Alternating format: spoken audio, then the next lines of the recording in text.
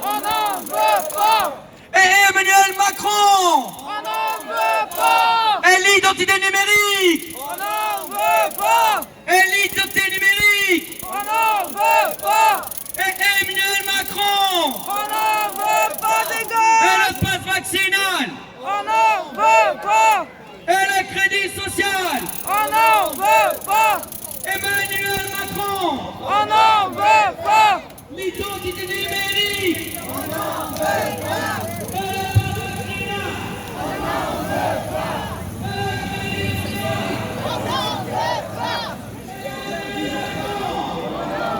Gardien de la paix, non, c'est plus leur rôle, hein. C'est fini.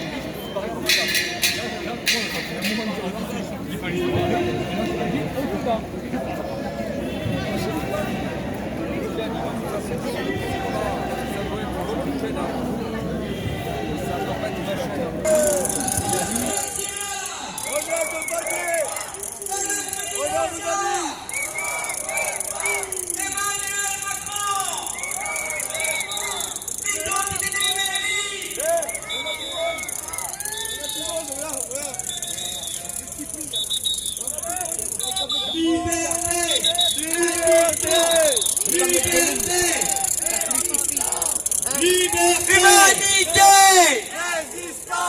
Vérité. Liberté. Liberté. Liberté. Liberté. Liberté.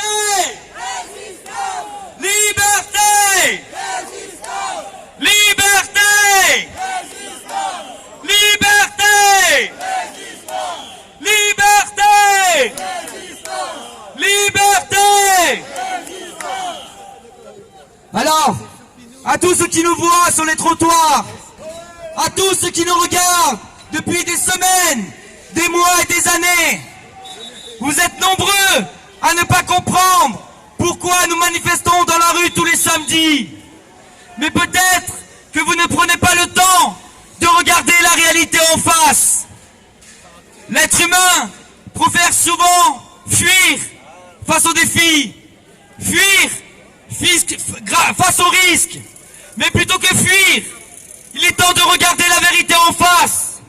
Aujourd'hui, le monde est malade, les êtres humains souffrent, la planète souffre. Alors nous continuons de vivre comme si de rien n'était. Nous pensons à nos petites existences, à notre petit nombril. Nous voulons recréer une société où il y a de la solidarité et de la fraternité. Alors on continuera ensemble tous les samedis.